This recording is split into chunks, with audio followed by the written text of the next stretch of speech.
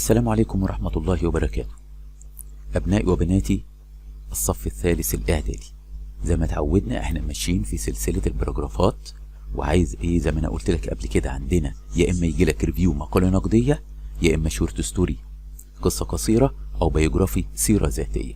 انا جبت لك تاني عن ريفيو مقالة نقدية، وده الموضوع الرابع. طيب الموضوع بيتكلم عن ايه؟ طبعا زي ما انت عارف write about 110 words on، اكتب 110 كلمة، والموضوع بيتكلم a review about recycling project، مقالة عن مشروع إعادة التدوير. طيب زي ما تعودنا في فيديوهاتنا ان انا اعرفك عناصر وافكار تمشي عليها. الموضوع بيتكلم عن ايه؟ طريقة الكتابة عن مشروع إعادة التدوير. ايه هي العناصر؟ ما هي الاشياء التي يمكن ان يعاد تدويرها؟ في حاجات المفروض يتعاد تدويرها، ايه هي؟ طيب 2، ما اكثر شيء يدمر البيئة؟ في اكتر حاجة بتدمر البيئة ايه هي؟ ما مميزات اعادة التدوير؟ طيب ادي العناصر، دي العناصر اللي هنمشي عليها. العنوان تكتبه في نص السطر a review about recycling project، والعربي ما تكتبوش، طبعا العنوان اسمه مقالة عن مشروع اعادة التدوير. قبل ما ادخل في الموضوع لازم تكتب بقى في كل جملة the first letter is capital، اول حرف يبقى ايه؟ كابيتال ما بين كل جملة وجملة. طيب نبدأ بإذن الله. We all enjoy having new mobile phones. نحن جميعا نستمتع بامتلاك الموبايلات الجديدة. but لكن what should we do؟ ماذا يجب علينا أن نفعل with our old phones؟ بموبايلاتنا القديمة. should we keep throwing them away؟ هل يجب علينا أن نرميها بعيدا؟ mobile phones الموبايلات are made from many dangerous materials. الموبايلات مصنوعة من مواد خطيرة وعديدة. and these materials، وهذه المواد الخام are of course بالطبع destroying بتدمر the environment البيئة. من الإنسان، من هنا مش من الرجل، الإنسان depends greatly بيعتمد بدرجة كبيرة on plastic on his life في حياته. plastic is an enemy، فالبلاستيك هو عدو for the environment للبيئة.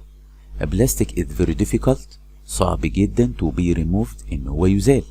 طيب الدمجز هو يدمر the sea life to، البلاستيك لما بيترمي، البلاستيك لما بيترمي في البحر طبعا بيدمر الحياة البحرية.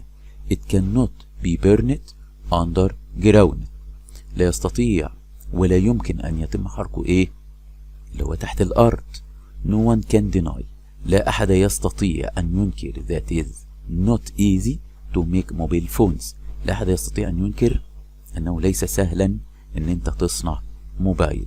they need to have، ومحتاجين أن أنت تمتلك a lot of important materials، مواد خام هامة inside them بداخلهم like plastic.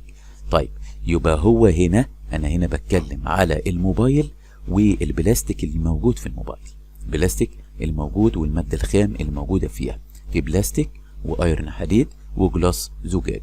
when we throw away، عندما نحن نرمي التليفون، these materials، هذه المواد اللي موجودة في التليفون can be very bad، من الممكن أن تكون ضارة bad for the environment البيئة. I think، أنا أعتقد that one day، في يوم من الأيام we will not، نحن لن need to buy، أننا لسنا في حاجة أن نشتري a new phone every few years. people، الناس will design، سوف يصممون phones by themselves بأنفسهم. if we stop، لو نحن توقفنا ونتوقف عن throwing away، ان احنا نرمي all the materials، المواد اللي هي القديمة، we will benefit، سنستفاد أو نفيد our environment. وهنا وصلنا لنهاية الحلقة بتاعتنا. أتمنى إن انتوا تكونوا استفدتوا معانا. اوعى تنسى تعمل اشتراك القناة وتفعل الجرس، وأشوفكم في حلقات أخرى إن شاء الله. والسلام عليكم ورحمة الله وبركاته.